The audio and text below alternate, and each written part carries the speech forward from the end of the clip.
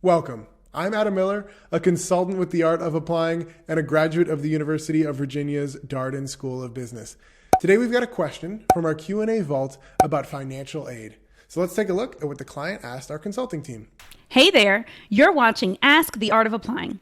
In this series, admissions experts on our team answer real questions from our clients who are navigating the grad school application process. Watch this series to gain perspective and get real expert answers to your most pressing application questions. And if you're interested in learning more about the expert advice, editing, and guidance we provide for the grad school application process, watch the free training in the link below in the description. Be sure to like this video and subscribe to our YouTube channel for more application success stories, application tips, advice, and encouragement. Enjoy the video. They write in, hey Kenesha. Kenesha is our founder and CEO. Would you consider doing a session on best practices of what to consider when applying for financial aid? And this person's looking at business school for your reference. In general, what are the basics of who can apply and where should I begin? So Kenesha responds with, hey, I'd love to cover any questions you have during the upcoming November all client Q&A call. So we have calls every week as well as every month with Kenesha and some of our awesome consultants here to answer all the questions that a bunch of our clients have all at once, which is great because if you have a question but you didn't think to ask it, you can hear that and learn about it from other clients who are asking the same thing and get those responses from our consultants.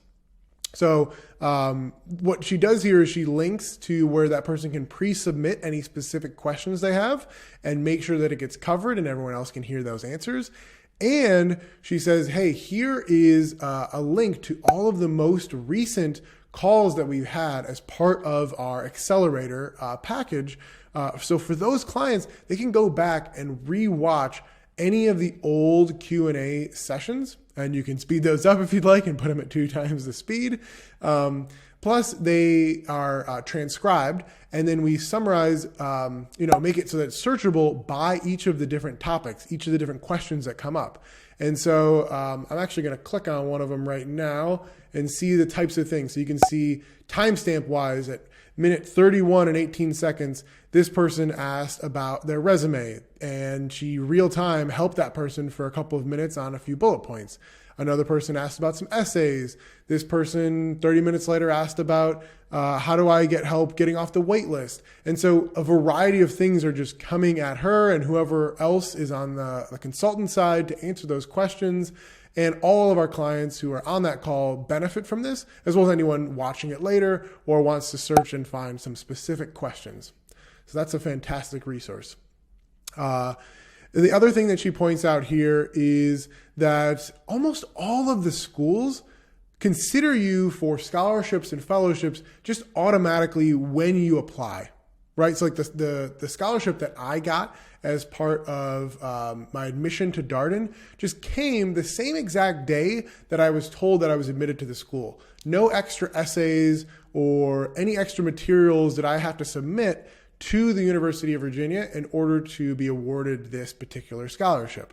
And that's true for almost all of the schools. Now, for whatever reason, Stanford and Harvard do their own thing in this regard to some degree. And she points out that, for example, Stanford has the Knight Hennessy Scholarship, which does require you to write a couple of extra essays and make sure that you submit it on a slightly different timeline to get that on top of just getting admitted into Stanford. And Harvard has a couple of those as well. So I'm sure we'll cover some of those specifics in other videos, but just know that in general, you don't have to worry too much about applying for scholarships and fellowships.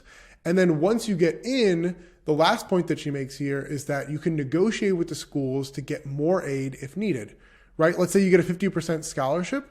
We will work with you to craft a letter as well as any calls you might want to have with people on the admissions team to see what other resources they can give you. And the worst that can happen is they can say no.